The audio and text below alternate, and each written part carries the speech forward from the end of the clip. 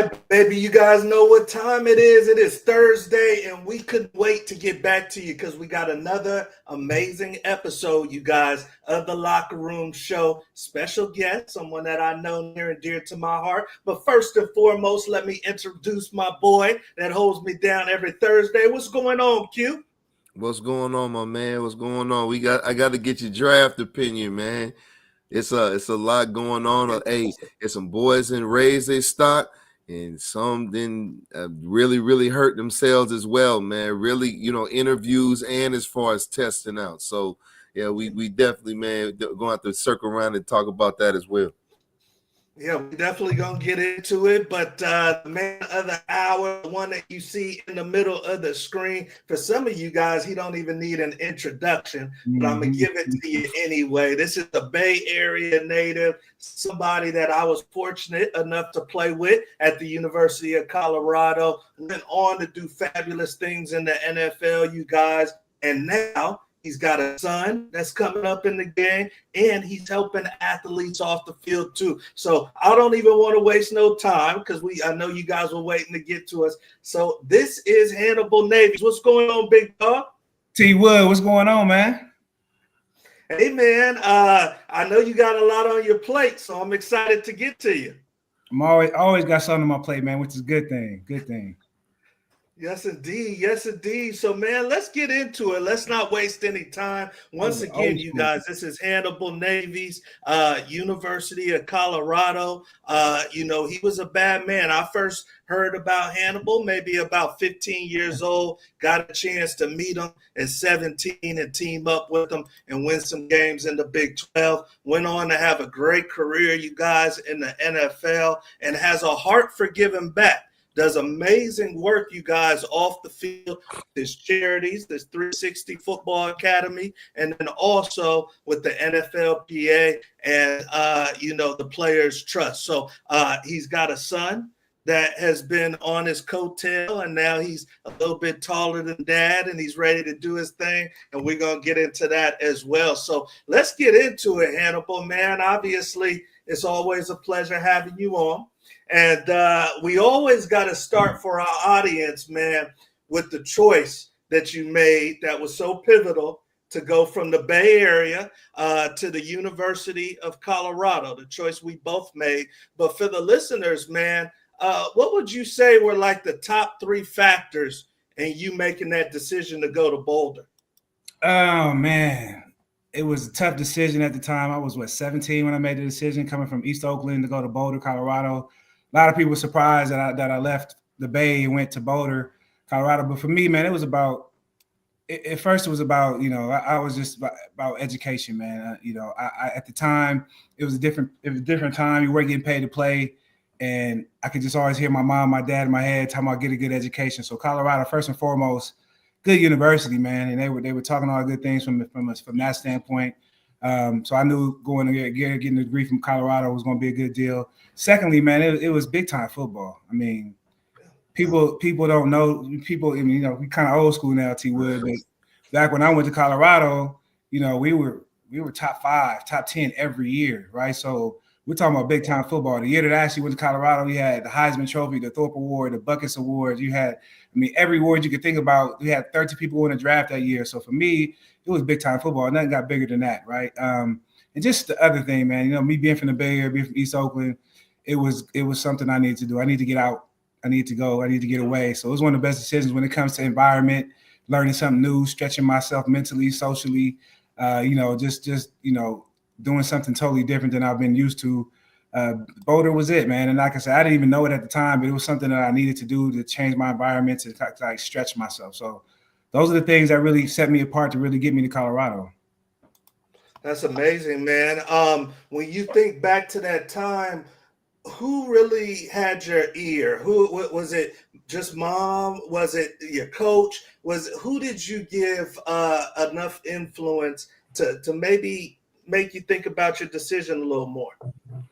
That's an interesting question, man. I mean, I was, strangely enough, was a very independent dude at 17. I knew it was something that, my mom she wasn't going to have to live it. My brother wasn't going to have to live it. My family members, it was something that I had to live with. So I couldn't really take I took people's opinion, but it was really something I had to decide on my own because it was something I had to live in, something I had to deal with every day, So for me, I just kind of self-absorbed and kind of looking at my environment, looking at things other people might not look at. So for me, it was a lot of people.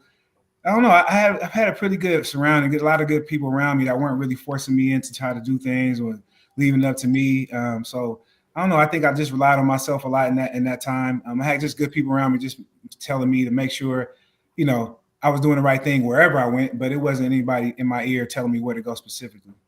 Now, Hannibal, let me ask you this. What is your opinion on maybe guys like yourself that have a son that's a dog and not putting pressure for that alma mater? The ball there. Yeah, man. I tried, man. I raised him a buff though. I'm kind of one of the people, man. My boy, he's young, man. I've been going to Colorado, taking him to Colorado since he was a youngin'. So he's been going there before, after that, did the construction, been going there, cheering on Colorado. So his whole life, he's been a buff. He grew into football and being on the sidelines and the whole thing, the whole tradition of Colorado. So it's something that is in his blood. So, I mean, it's not something I forced on. It's something that he grew up involved in. So if that's an option for him still at the end of next year when he's done, I think, it's something that I'm sure it's surreal for him that he's proud to be a part of, but it's going to be a decision that's going to be left up to him. I try not to force it on him, but Deion being there too is something I'm like, I'm glad that Deion is bringing it to the national stage, and my son is back on the bandwagon of Colorado again, which I'm sure a lot of kids are now. So, it's been fun, man. That's fun. What's up. Yeah. And I see you, Coach Falls, putting on my learning cap. Another great show. Thank you for taking your time. I know you're dealing with the brand new grandbaby, so congratulations to you and Martha. That's Coach Falls right there. But yeah, no, I mean, big decision coming up for your son, and we're going to get into that here shortly. We're on to our next topic, you guys, and this one is big, Hannibal, man, because you are now working with athletes that are making that transition. They've been an athlete their whole lives. Now they're trying to find that next chapter. And I know how that transition was for me. I've talked to Q about how the transition was for him, man. But give us a little insight about how that transition was for you once you finally put down the helmet for the last time. Transition, man. Transition is unique for everybody. It's never an easy pathway of transition, whether it's transition from sport, transition from a different career, transition from school. I mean, whatever it is, transition is never just an easy process. But, as an athlete doing it for so long, a professional level, it is a lot to take on, right, to understand and to do. But for me, it was something that I took on a challenge just like I do everything else. It was something that I walked into and wanted to do. It was something that I wasn't forced to do. I think that makes a difference as well. I think when you can decide to walk away from the game as opposed to the game walking away from you, I think mentally it made a big difference for me. And so, just attacking it, like I said before, I could do everything else, knowing that it's not going to be perfect. Whatever I decided to do at that time was going to be perfect, but I was excited about what the future held. So for me, it was something, like I said, it was a challenge that I was ready to take on. And I think that allowed me to get through a lot of the things that people deal with when transition, when it comes to, missing the game or feeling like, a loss of identity. For me, football was never my identity. It was something that I really loved to do. It became a job for me and something that I wanted to be professional at and do well. But I always knew that it wasn't something that was all I was. So I felt confident in who I was beyond football. Like I said, just because I said I was confident didn't mean I knew exactly what that was or what it would be, but I knew I had the capability to learn something new and do something new. But it was about time management, man. It's really about, we're as athletes, we wake up every day, we have a schedule, we know what time we got to be there, we know what time we have to lift, we know what time we have to practice, we know we have school, or, so on and so forth as a professional athlete. But when that goes away, it's difficult. You have to create your own patterns, your own habits, your own schedule, your own time. I mean, when you're, in the NFL, you get a schedule every day. You just wonder why every day you walk into the locker room, like, man, we got the schedule on Monday. Why we got it every day? We got the schedule. If it's a 30-minute deviation change, it was always something they gave to us. So just recreating that time management, scheduling, and having a purpose every day. Waking up with something that drove me every day was something else I was fortunate enough to do. Because you don't get the fortunate enough all the time to wake up every day after playing professional football and do something that you really love to do. So I found what that was for me, which is 360 Sports Academy, my foundation, leadership development through athletic, helping younger athletes go on this journey and this path that I've been, blessed to go on, and really giving that information back, and not just the sports part of it, but just really the life part of it, man. It's really been my passion, what's driven me since I've been done. So for me, that was my passion that drove me. So I think that was kind of my cheat code I didn't know I was creating for myself, but it helped me in my transition for sure. That's huge right there. I mean, Q, we've talked a few times, man, on air and off air, but when you really think about your last time wearing the helmet and you knew you were done, what was the hardest thing for you to transition on? I tell you what, my transitioning for me wasn't as hard, man. I guess because I always, man, hung around like older players that were steps ahead of me. So, it was guys like, Ronnie Ward, Isaac Bird, these guys that, were from my hometown, Terrell Fletcher, right? So these guys that had already been there, done that, put their time in the league or whatnot, man. And they, kind of just always gave sauce to the younger guys that were reaching that point. So it was way, way easier than trying to navigate that solo, man, because like Hannibal said, everyone deals with it differently, but some guys take it hard, man, because they're 100% of their identity is with that helmet on. So it's like with it off, they don't know who they are. No, at all, big. I mean, and that's common. That's not a, and that's not a, what I'm saying, 1 out of 100 out of it. We're talking about like a large majority of that is guys that are transitioned, have no clue who they are because they put so much into getting there, and then after you're there, and your time is come and gone, and they never took the time to look anything outside of that space, man, and really have to do some soul searching and find themselves, man. Yeah, I think what Hannibal said, the having your own schedule already in place for a lot of guys, that's a hard transition. I think the respect that they get from others, maybe feeling like they lost that. You're not getting VIP treatment anymore. That's a tough transition for guys. So, those are all interesting points, you guys. We are on to our next topic, and I'm excited to get to this one because I talked to this gentleman a lot off the air about his superstar son. So we're going to get into it right now on the air. But you got a young man that you've been, like you said, you raised him as a buff, and now, lo and behold, it's his time. It's his time to shine. And I'm excited to talk to you about young Hannibal Carter.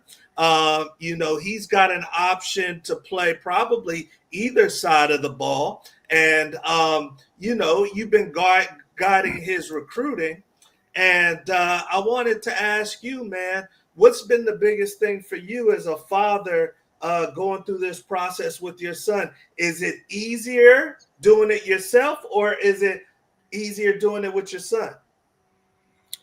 That's a tough question, man. I think with me, I kind of, when I went through this process, when I was my son's age, it kind of was, I didn't have anybody guiding me through this process. It just kind of Oakland, went to Berkeley High, just kind of, a star athlete. And at that time, Colorado coming to Berkeley High to get me was a big deal. So it wasn't like, I wasn't at a school where it was like thousands of scouts coming to the school. I mean, we happened to have a good year where people came and sought me out. So it was one of the things where, God just was on me and got me through this process, and I was able to make it through and get recruited and the whole nine. I just kind of trial by error. But my son, he has me. He has a lot of resources. He has you. He has a lot of different things around him. He was raised in a different environment, a football environment, a different expectation, different understanding.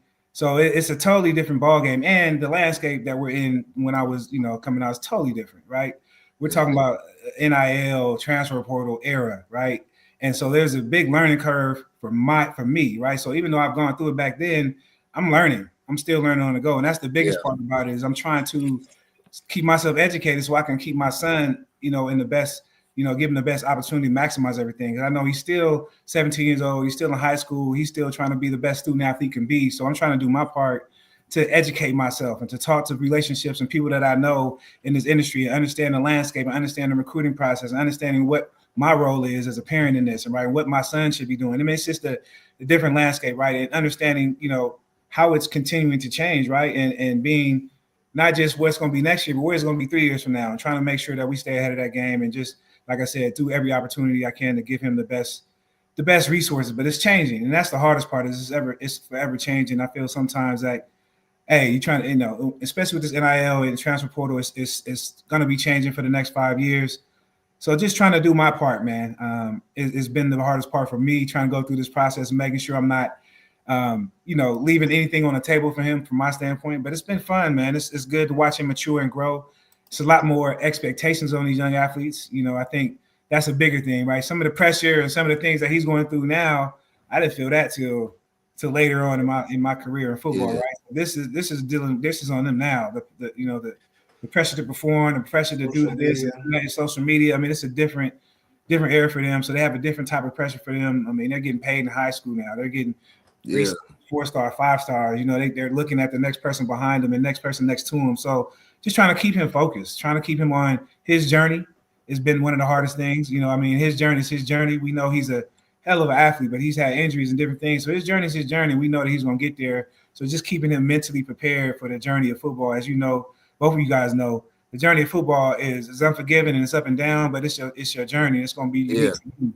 And so it's not going to be something that's going to happen in high school or college. And like, I went through that lesson. It's over. It's going to continue to happen. Football is going to continue to teach them lessons. So you just got to, not get too high, not too low. That's one thing we got taught in Colorado. I remember Newhouse used to say this: don't read the press clippings. Don't get too high when they're talking good about you. Don't get too low, when they're talking bad about you. Just stay level. So that's really what I'm trying to teach my youngin. That's great advice right there. And I mean, obviously he's got a bright future, man. But as you know, sometimes things are out of your control, And I wanted to ask you your history with football. This is all new to him. So these coaches going to whisper in his ear. They're going to tell him what he wants to hear. They're going to show him all the glitz and glamour on the official visits. Do you feel an obligation, since you've been through it, to not make the decision for him, but definitely be in his ear with your opinion? Or are you just going to sit back? No, I think it's a role and part of my job to get in his ear, but I'm not gonna get in his ear to make the decision for him. He knows this, right? He knows that I'm gonna give him my honest opinion at all times. I'm never gonna sugarcoat it. I'm always gonna give him my honest opinion, especially from my expertise. But I'm always gonna let him make the decision. Like I went back to the early conversation about me. It's a decision that I had to make for myself, so it's something he's gonna have to live with. I think about, making decisions for him wouldn't work because, like I said, I'm not going to wake up every day and be at that university or that school or wherever he's going to be doing. It's going to be him. So he has to live with that and be comfortable with that. So I'm never going to make a decision for him, but definitely going to be in his ear for sure. Yeah, I do feel like this, man. I was listening to this clip that came across my IG feed, and they were saying in this current era, there is the most kids that have directly related direct relatives that are Division I NFL caliber athletes, right? Like this whole wave of kids, a lot of these kids, a whole lot of them, definitely more than our era by far, are all, whether it's uncle, their dad, brothers, are all this level of athlete. Where I'm going with this is, and granted, this is the guru's opinion. They know who you are. They're not gonna handle your son the same as anyone else because you're the cheat code, and that's just real. They're not. They're not. If I'm a scout, head coach, or whatever. Well, I know who the hell his dad is. I know this kid's pedigree. I know he's a dog, but this kid over here is a dog. Right, this kid over here is a dog. But his parents don't know crap. I can't pull that on him. He been there, done that. You know what I'm saying? So I'm going to handle these guys, these, uncles, brothers, dads that have been in the league. I'm going to handle their kids differently. Like I said, it's an opinion / kind of really fact. Yeah, you're not going to handle these kids. You'd be surprised though, man. You'd be surprised what you're dealing with and how sometimes people are threatened by the fact that who I am, what my experience was, and my involvement and what my opinion would be on my child in football, man. You'd be surprised. And it's not just me. I've had a lot of NFL players that had sons play in high school football, and it's a different time, man. They try to put a divide between the parents and the coaches, right? And in some instances, it's good because they say, okay, we're trying to teach the child. We'll teach your children to talk for themselves, to communicate, to advocate for themselves. But we have to remember, just because you're in high school, you're trying to teach them to be something doesn't mean that they've arrived. So you still have to advocate for your children. You still have to advocate for your son. And I think I have learned a lesson in that myself, where I was like, okay, I don't want to be too imposing. I don't want to. I know it's a hard job for a high school coach to deal with all the parents, and I don't want to be that parent and be imposed. And I don't want to be the know-it-all NFL athlete talking to the coach. Yeah. But at some point in time, you still have to remember that they're still children. And they're still growing. They still have a lot to learn. And when it comes to communicating and standing up for themselves, and so you got to advocate. And don't fall for that. Don't fall for that crap, man. Where they say, hey, like your child, you got to advocate for your child. Yeah, absolutely. But again, I will say this though: it's guys like you don't really have to be as the. Let me back up, because I'm not going to say that. Let me put it to you like this. Again, this is his opinion. It's not about you being overly imposing, bro. It's about the name. That name got weight to it because you gave the name weight in the industry. Yeah.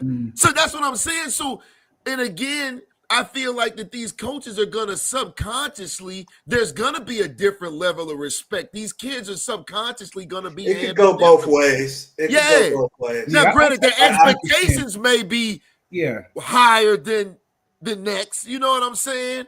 But I'm going to handle you. I'm not going, like I said, I just, again, I feel like that's more of a coach's subconscious. I'm just not going to handle Hannibal Navies kid like, you know what I'm saying? Like the next kid, even if they both 4 stars, I'm not going to, that just is what it is. That's why, let's be real. Statistically,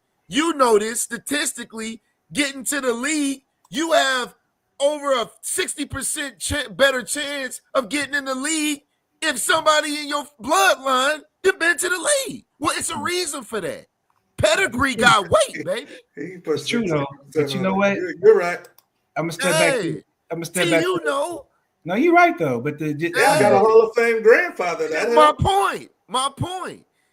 You got to be there, though. Real.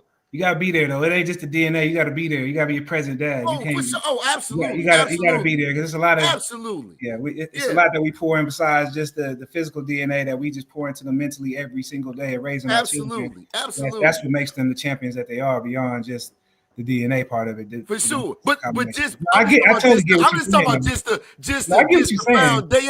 foundation. That name got weight. But they're not gonna treat them that way because they know I'm there. That's the thing though. That's what I'm saying. They're not gonna I feel that. Because it's the name too, but they know like because I'm present, I'm there. So they know at some point in time it's only so much they're gonna be able to put in a negative way on my son because I'm gonna be showing up at some point. Absolutely. Absolutely. No, that's all great advice right there and feedback, and Coach Hughes, I see definitely we have to advocate for our children, but we have to not be pushy. Yeah, there's that balance. So, and you know how to do that too, Coach Hughes, and obviously you do, Hannibal. So thank you for sharing that. And I have a question about your son, but I'm going to wait to the Q&A section. Jimmy, I see your question too. Great question. We're going to wait to the Q&A section. Let's go to our next topic, you guys. And this one I'll throw out to you first, Q. If you're joining us live, you're in the Locker Room Show. Coach Wood, Q the Guru, and of course the great Hannibal Navies, you guys. But speaking of Colorado, we got the quarterback who just left Boulder, and he's going through the draft process that you've been through, Hannibal, and obviously a lot of questions, a lot of one-on-one meetings. And Q, they're saying that he rubbed some people the wrong way. That Shedeur was a little standoffish and maybe seemed bored at times. And he dealt with certain organizations maybe not too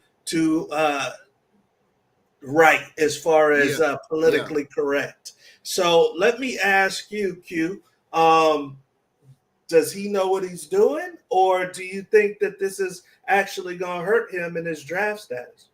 Well, man, it's he's been groomed. right? He's been groomed for this moment, right? This isn't anything that he's not prepared for. And obviously the media is going to always do what they can to, create controversy because that's their job, right? But there is a fine line between arrogance and confidence, a bit like a paper thin line. But they know that, between him and Cam, he's, the best, if not, the second best at minimum quarterback that's going to be off the board, and overall in this draft, right? He knows, again, like I was saying with the name, a lot comes with that though, right? So the expectations are going to be, hey, 9 times out of 10, you coming in now and get this playbook down, and we gonna pay you. We drop a bag on you, but like you're gonna have to be our guy pretty much from day one. But again, being groomed for that, right? Working with Tom Brady since he's been in high school. So this is all where maybe a lot of kids are blown back. I don't think that it's bored. It's just that he's looking at it like I've been there, done that, because this has been my life. I grew up in this. This isn't this, you know what I'm saying? You can't catch me off guard because I've been ready for this my whole life, because I've been groomed for this my whole life. So I think there's more along the line of that. Hannibal, do you think he can navigate the draft process differently than others, or do you think that he could really mess up his situation? And I think he's being who he's been the whole time. I think they know who he is. They know who he's been. I mean, his reputation for being arrogant or being brash and all that. I mean, just about celebration dance and all that stuff. They've been saying this about him, right? They knew what they were getting in him. So I just think it's just a bunch of hating, a bunch of people, making comments on him that because they might not like something about him or they take it the wrong way. But at the end of the day, man, as a quarterback, how do you want him to act? What kind of confidence do you want how do you want him to walk in the room? Yeah. Right? How do you want him to believe about himself? So you got to go back to, Eli Manning could be more arrogant to say, I don't want to go there. You draft me, I'm not going to go there. He told him, don't draft him, right? There's nothing more arrogant than that, right? Yeah. So he's not going in there saying, I don't want to go here, I don't want to go there. He's being very astute, being, saying the right things, doing the right things. So to say that he's just arrogant because you wanted to make a decision off of, meeting him a couple times, I think that's, I don't think it's right. But, we all know why they're doing it. It's his father or different reasons, or they treat him the same way they would treat other quarterbacks. So, but I think he's built for it. Like you just mentioned, he's groomed for this. He's ready for this opportunity. He knew the hate was coming. He knew it's probably been coming since he's been under his father's wing. It's been there, right? So I think that's another thing that I value in him, that he's ready for this. He's expecting it. So I like that about him as well. I've always wondered in the sports arena, why is it that the more vocal athletes, right, that have outwardly, portrayed confidence more than most, Ali, you can go all the way down the line, they're the ones that always have been hated, loved by many, but hated by many too. And I've always wondered that, like, why would that rub? Because someone is outwardly showing confidence, why would that rub people the wrong way? Yeah, it's a case by case basis. Some people won't have him on the board, or at least not in the first round, just because of what comes with them. Yeah. Some GMs, some will love that he's shown that he can handle that, that type of scrutiny and exposure. So it's going to be. He's shown he can deal with it, and I just think he's a good kid. He's never gotten any trouble. He's done what he had to do. He shows up. I mean, at every level, even at the black college level. Then he came to the other, to Colorado and the big power forward, and kept excelling and kept doing better. I mean, body work got to stand for something. At some point, the NFL got to stop doing this to these young men, man, and take their body work and take what they're doing and evaluate them fairly like they do everybody else, because. I think it's unfair treatment for him to judge him off of anything besides his performance when he's been exceptional on and off the field. He might not like the music he listens to. He might not like the jewelry he wears, but at the end of the day, he gets in front of the microphone. He speaks clearly, communicates. He's a positive person. He does good things. He doesn't get in trouble off the field. I enjoy watching him play. I hope that he goes very high, man. I hope that they give him his credit. Absolutely. But again, it's that's how Deion's always been a consummate professional. I'm coming here, I'm gonna do my job, and you're gonna pay me.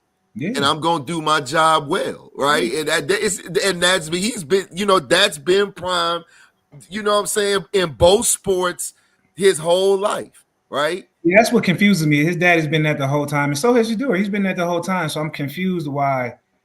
Look who his daddy was. He's prime time. Like that was he created that persona, right? So why would his son be any different, especially when his son matches up and is actually in the talking being top 5 pick? Like why would he be any different? Yeah, right? Facts.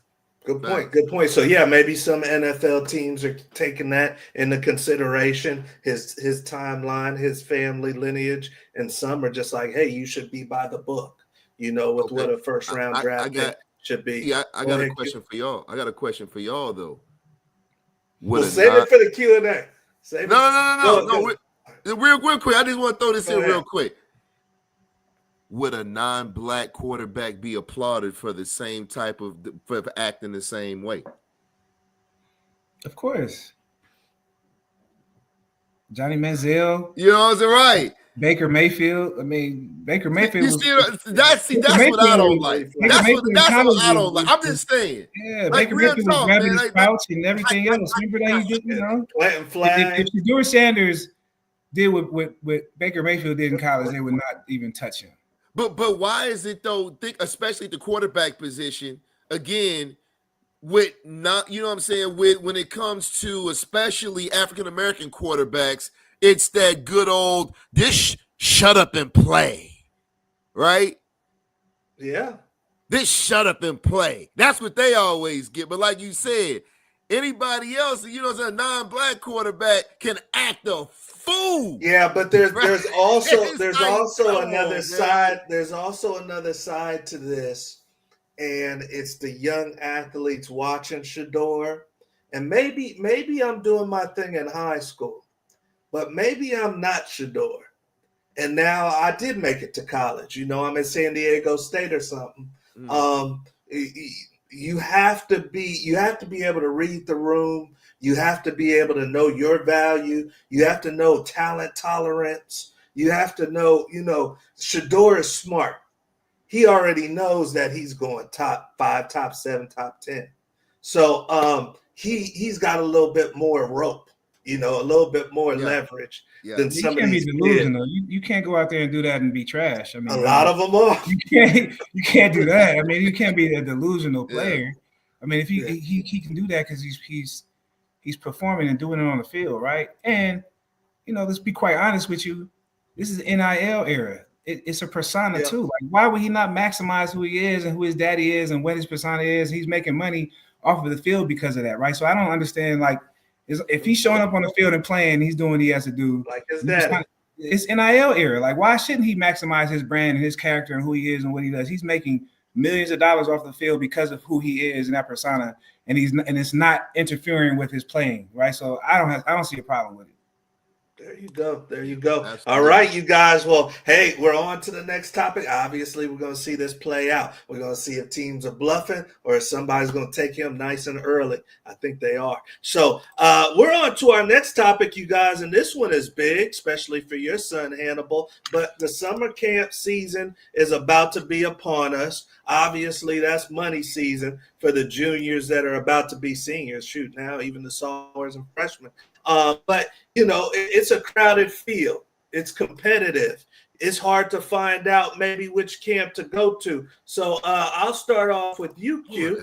If I'm a father, in Houston, Texas, and I'm trying to decide where I should send my son who's about to be a senior, so this is an important summer, give me some of Guru's tips on what I should do with my money this summer. Man, I'm be honest, Coach. Where we're at right now, if you're not on the map, man, and you going into senior year, man, it's one of those things where you're gonna have to figure out a plan. Where am I have to go? Am I have to go D1 AA, D2 JUCO? Because pretty much that's where it's at, man. If you going into your senior year and you're not already on the map, then something didn't go right. You know what I'm saying, or whatnot in the first place. right? So I would be taking my son. If I'm not already on the map and don't have any offers and I'm going into my senior year, I would specifically focus on the training aspect and getting physical preparation so I can put up the best possible numbers and be prepared to go to JUCO D2 or whatever, go there, wreck, and then transition to D1 if I'm that level of athlete. Because at this day and age, man, if you're not most dogs, they on the map, like I said, if not freshman, by sophomore year for sure. Okay. Talk to me, Hannibal. I mean, obviously you're living this, what we're talking about, man. Your son has offers, and I know you guys are working to increase his stock and his value. But tell me, what's the plan this summer? What if I am new to this, maybe I'm a single mom and my son is like, "Dad, Mom, we got to get to camp." How should I decide which camps to go to? Well, one is, like you mentioned, you gotta, hopefully you start this in your sophomore year before your junior year, because that I think that's one of the most pivotal years to do camps, because that's when you can get seen, get on their radar before they start giving out their scholarships, things of that nature. So I think, for me, that's something that even with my son, if we could have done more, I would have done more his sophomore year. But there's nothing that can replace film, right?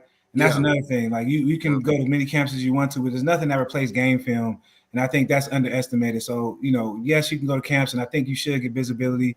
I've kind of changed my perception on some camps. I mean, you don't want to go to just the money grab camps, but if you go to the right camps, I think something could be beneficial. But there's nothing more beneficial than spring practice and actual football season, right? And getting film on that. But I think it's good to go measure yourself against other people. I think it's good to go and have to go compete against people you don't know what they're going to do. I think it's just more of a mental thing, but going out there competing and seeing what that's like, getting them butterflies in your stomach, going out there and doing one-on-ones against people you don't know, I think it's important from a mental standpoint as well. But yeah, it's just getting out there and getting seen. But I think it should be done as early as possible. But I also think you shouldn't go football crazy. If you're a good athlete and you're in a good football team, you kind of have to rely on that, because some people go to every camp and still don't get anywhere, right? So you want to go to camps where, at least the coaches are showing you some interest, asking you to come, to asking you to be a part of it, so that you can, get visibility as opposed to just being another number in the camp. No, those are all great points, you guys. And you guys are making decisions. The camps are in May and June. And for some of you guys, you can't play around. This is a big summer, so be mindful. If they're not contacting you, then don't go to Oregon camp. Maybe you go to Portland State, maybe you go to Sac State, something like that. So you guys get an evaluation, so you know what level camp you should be going to. All right. So we are on to our next topic, you guys, and this is the lightning round. Now, Hannibal has been on the show before, but we're going to give him another shot. We're going to give him for the first time, you guys, this is our version of word association. We're going to put my boy through a little bit of gauntlet. I know I want him to say it easy on him. So we got our list of questions. He's got 60 seconds, y'all, to get through as many as he possibly can. So let me get my stopwatch ready. And the number is 15. The number is 15. So if you're joining us for the first time, we hope you do this club. Hold on 1 second. Can you hear him? Because I could barely hear him. So you messing up my time. Okay? Can you hear me okay? I hear you now. You good now. Okay. Yeah. Okay. Sorry about that. All right. He called a timeout on us, but we want him to win anyway, so it's okay. So he's got 60 seconds, y'all, to get through my list. I got my stopwatch queued up. Now, this gentleman was fast, even though he's a big dude, play linebacker. Don't let him fool you. Top 4 by 100 team in the country, battling with Skyline coming out of high school. So he's fast. We're going to see if he's fast on this lightning round right here. So let's go. We got our list. You ready to roll, big dog? Let's do it. Cool. All right. He's got to say the first thing that comes to his mind, The number's 15. He gets 1 for tech delay. So even 14, he's in the mix. All right.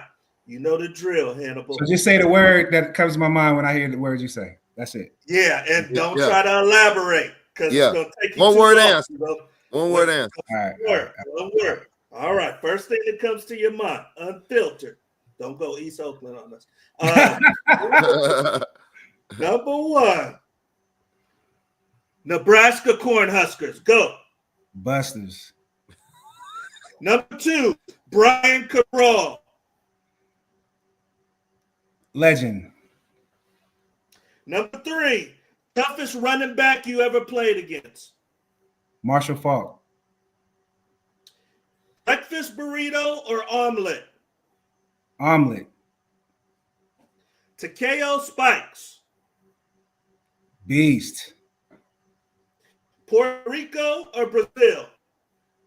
What was the first one? Puerto Rico or Brazil? Oh, Brazil.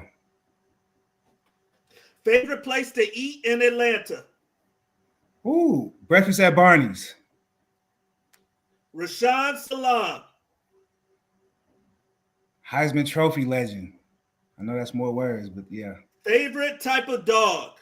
53 seconds. Pitbull.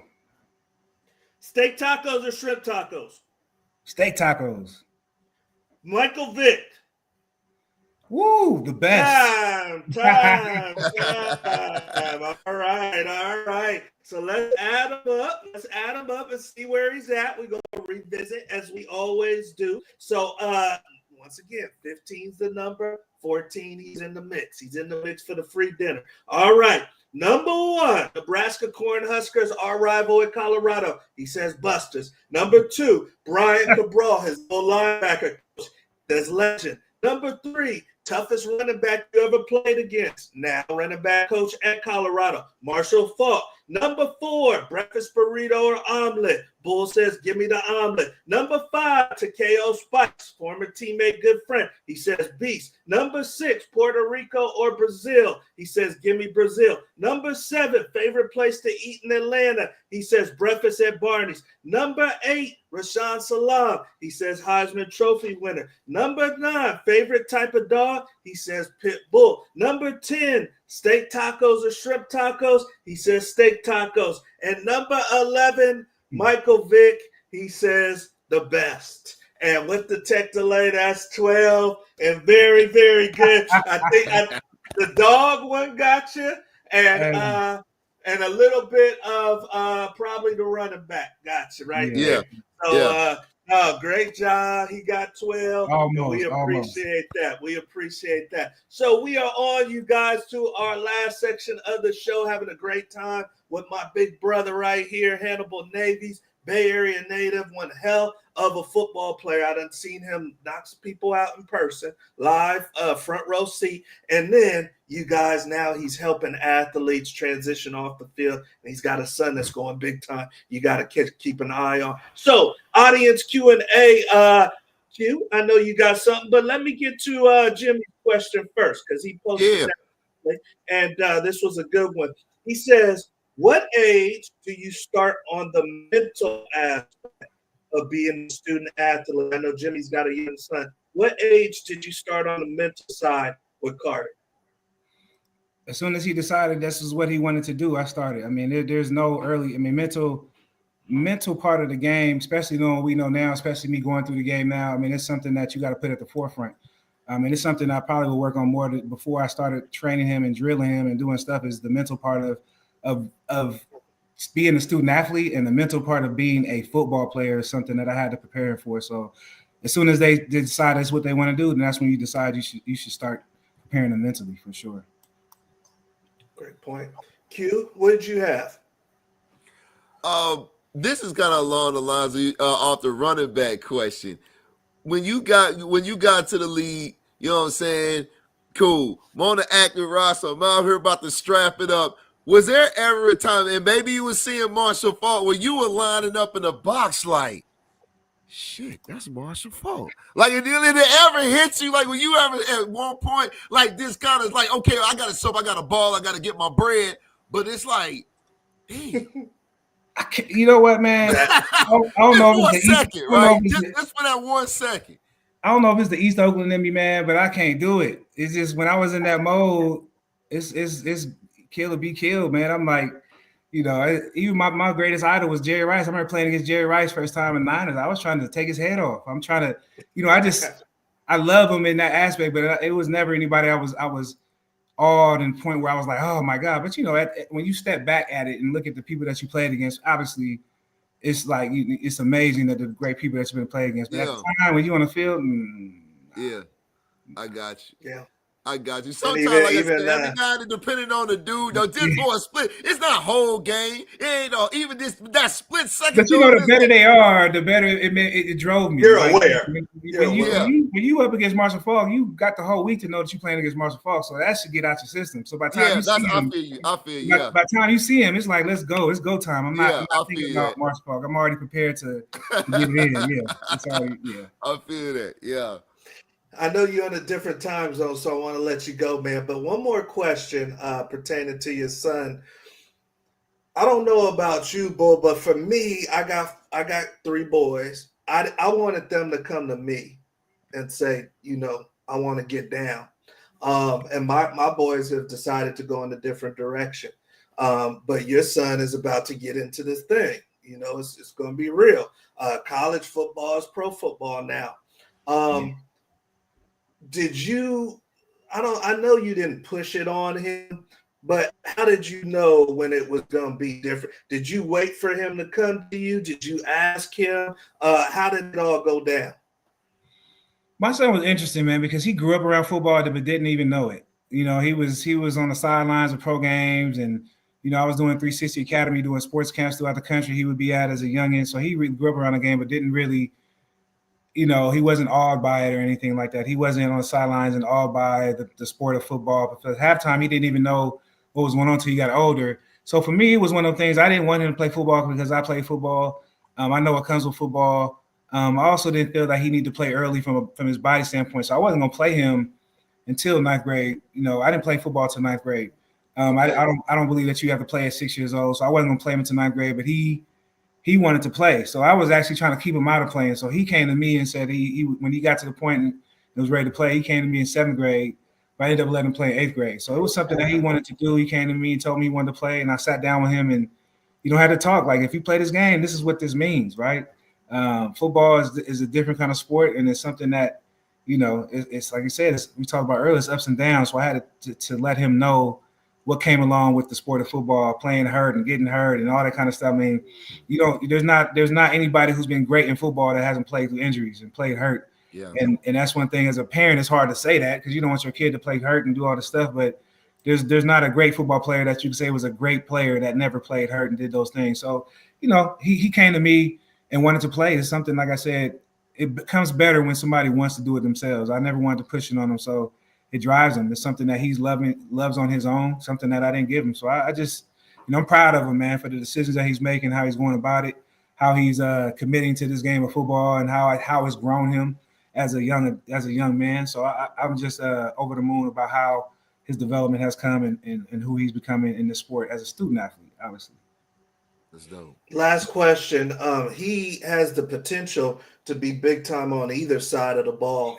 How does that gets weighed out this season, or does it not get weighed out and determined later? What's your feeling on that as a dad? Man, you know what? It's tough because he's so athletic that he gets in the dilemma of like, do we play him on defense? Do we play him on offense?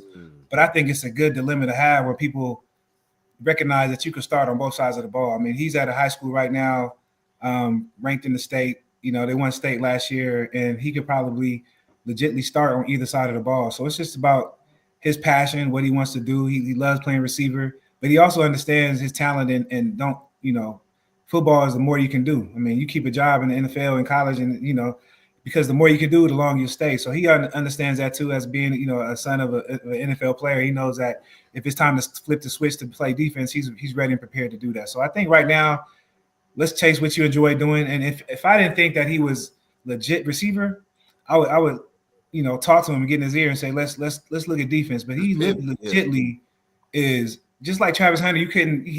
I mean, that's a big comparison, right? To say Travis Hunter, who just, but to the point where, he can legitimately play on both sides of the field and be the best guy out there. I think he's in the position where he's doing that. And like I said, it'll come to him. Whatever he wants to do, we're gonna chase what he wants to do. But some colleges want to play defense, some want to play offense. But right now it's just about what he wants to do, what he's having fun doing. I know I keep saying last question. It's really the last question. Like you said, man, it's different. It's different. You would have left Berkeley, man, with a bag, and you definitely would have had some money while you were playing at CU. And I really want to ask you this question because you're about to go through this. Is there a dollar figure with Carter where you say, that's a little too much to turn down? Or is there no dollar figure where that's even a factor? Well, because you're a businessman. Yeah, I'm never gonna say money is not a factor. That would be discrediting the process and telling you it is for a pro. It's a different time because back in the day, it's anybody that's playing the sport and is gonna put their body out there. They should get as much as they can get when they can get it. That's how I feel, right? And so that doesn't mean that you take a couple extra dollars to go to this university that's not valuing you. So if you go to if all things are equal and both teams are valuing you and they hold you in the value, yes, take the most money for sure, because it's about value. If somebody's giving you more money, but they're really not going to value you, not going to play you, then you might play for a little bit less, maybe, right? But at the end of the day, yes, you should maximize your earning potential. That's always the thing. And I think it's trickery, like Jedi mind trick, to try to tell somebody to not take the bag and to not maximize your earning potential and go here and do this instead of taking a couple $100,000 extra. That's a Jedi mind trick. Don't fall for it. All right. Well, no, that's why I wanted to ask you, because you're living this with your boy, and it's going to be amazing. I see you, Joseph. Thank you for joining us. Thank you, Hannibal, for taking the time to share your experiences. Thank you, Terrence, for setting this up. No, 100%. Please, you guys subscribe and bring a friend. Bring a friend next time. So, hey, Hannibal is in Atlanta. He's on, East Coast time zone. So we want to let him go, man. But I love you, brother. Thank you for joining us. We're going to be watching nephew come up, and keep trucking, man. Keep doing your thing. Man, I appreciate y'all fellas, man. Keep doing y'all thing, man. I appreciate what y'all do every week consistently, man. So y'all keep up the good work. Appreciate you, big dog. Absolutely. All right, you guys. So, hey, that is the great Hannibal Navies. That is my big brother, man. One hell of a player. Q, I started hearing about him probably when I was a freshman or sophomore in high school. We grew up in the Bay Area, same area. And then, you keep watching where everybody going to college. Yeah. He was going off to CU. And, man, played as a true freshman from day one, dude. Was doing his thing and making his plays. And his son, Hannibal told me about his son, Hannibal Carter, early, Q. And, some guys will embellish. Hannibal ain't that type, Yeah, so, like he really saw something early on. Yeah, he ain't going to tell you nothing until he sees something for sure, And like you said, man, it's this next generation that's coming through, the Chris Henry's son, the Jerome Bettis' son. That's what it's that era. Man. You're Keely Smith's son, where they're coming through, boy. Yeah. A large part of these kids, I'm telling you, a large part of these kids are from that pedigree of Division I or NFL athletes, man. That's why the bar keeps getting set higher, because like I said, we didn't have that. A lot of our era, we were the first cats to go D1 in our family, or go to the league. Anwan, son. Yeah, Marco, but now it's like these kids are getting all the sauce because, like I said, they dad, they uncle, or they big brother, or whatever. So, well, what's accessible to them, man? They've got, these kids are doing cold plunges. We got the picture right here of Carter doing the yoga. What's available to him. I mean, what was available to Shador was a lot more than what was available to Prime. And we're not even talking about the social media and the business side. So, just from a training, I mean, Shador has had for years a quarterback trainer. Yes. So these kids is coming, man. Yeah. And they it's make early. It's early on. Yeah, it's early on. That's what I was saying. It's like, man, if you're not on the map by senior year, you probably need to figure out, what you need to do to pivot and just put out as much production as you can film wise your senior year. Because, man, these kids, man, they on the map. If you're a true dog, you on the man at minimum by at least sophomore year, you on the map big time. So that's a good point. Let me give you guys, I deal day by day basis with kids in recruiting. Let me give you what you should be doing right now. If you are a junior, you're going into your senior year, you have absolutely nothing. Let's say you have nothing, but you're talented.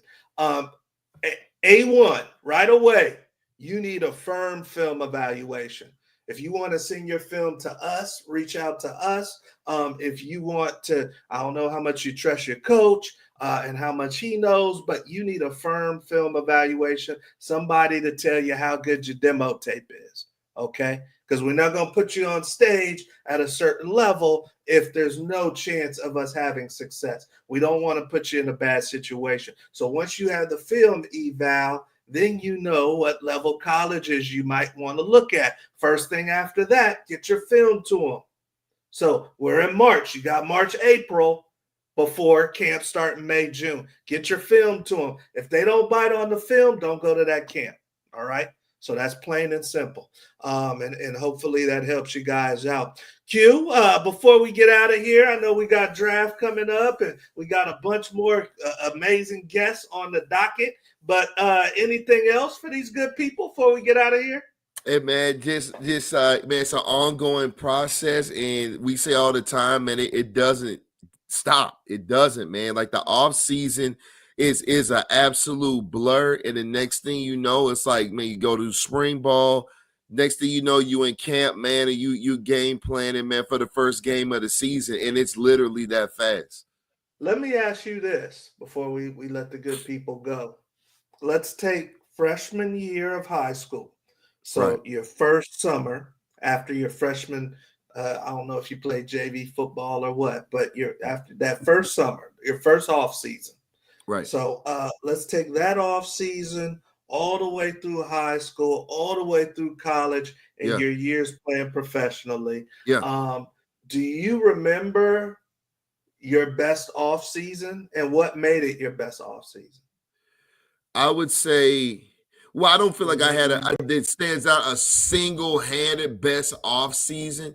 But I will say, as far as understanding what's required to be great, is like I said, I was just fortunate enough just to have, all the way back even from my high school alma mater, like I said, the Terrell Fletchers, Ronnie Wards, like guys that were in the league for, Bernard Whittington, that were always just coming back and working with us. And we already knew what the bar was set, because we were even in high school like, hey, we knew what it takes to get to the league in high school. Let me put it to you like that, because we were surrounded by those caliber guys, right? Okay. So nobody told us nobody told us to get out of bed and we're running hills at 6 a.m. So is one of the best things I can do for my off season at any level is partner up with somebody or get with somebody or have a accountability click? Is that one of the best things I would say if at all possible, because especially, just starting that out on the high school level, it's putting yourself in a mode where you're establishing that consistency. But then as far as team cohesiveness too, because you're pushing each other. Because, of course, even in high school, it's like, the ultimate goal is a state championship, right? So it's one of those things where it starts in the offseason. It's cliche, but it's the God's honest truth. So you think it correlates a good offseason usually leads to a good fall season? Oh, absolutely. Absolutely. Okay. Mentally as well. That's why I said the one thing that I would have changed even on the high school level is having a sports psychologist to work with, to figure out how to give me a better edge on my game, because they have now where it's ways where you can if you know how to control your mind in that sense, that you can tap in and be in the zone at will and stay there. That's what Jordan had. That's what Kobe had. That's what all these great athletes, you know, that we call legends, they had that ability to where you would see them separate because mentally they were on a different plane. Okay, That's what you want to be after. So it's still beyond the physical aspect. We understand the physical aspect of the off season, but how am I preparing? Now. Right, but how am I preparing mentally? You have to think about it like the Mike Tysons and Ali's. They were destroying opponents way before any blows were getting thrown. Good point. Good point. All right, you guys. So, hey, listen to the guru. It's more than just the physical piece this offseason. This is why you come to the locker room show, is to get the sauce from people who have done it. All right. And it's more than just the physical piece. Can you excel? Can you get a leg up? Can you beat your competition mentally? All right. So hopefully you guys enjoyed tonight's show. I know you did. We had the great Hannibal Navies. If you haven't already, please make sure that you like, subscribe, and share. Bring a friend next week. We do this every single Thursday. We don't part-time this. We go all in, you guys, and we want to help build the biggest football audience in on YouTube. So help us out with that. Also, if you are a young athlete, class of 2025, we're shutting down this Saturday. So if you're a senior, you're still looking for a home. I know some schools still looking for some athletes, but we're shutting down this Saturday, 2026 class.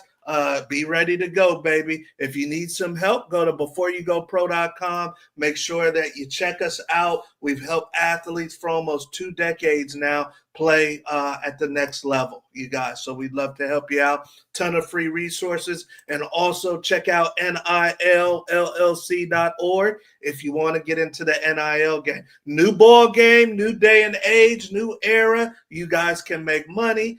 Shador was rolling around in a Rolls Royce. You better figure out how to navigate this NIL thing and make some things happen for yourself. All right. Josh, we see you. Joseph, sorry about that. We see you, brother. Thank you, Appreciate Guru, for taking the time to share your Absolutely experiences. appreciate you, man. And thank you for joining us, Joseph. All right, you guys. We are out of here. Guru, anything before we let them go? Again, man, have a great, well, we in the track season now, you know, so any guys out there, track season, baseball season, continue, man, to work on it, man. You know, you getting into other sports, we always emphasize that. Other sports will help you develop into a better football player, man. So definitely, man, you know, utilize that. And before you know it, man, we'll be in the summertime. The kids will be out, and that's a whole different convo right there. Different combo. All right, you guys have a great evening. We appreciate you. We'll see you at the top. Have a good one.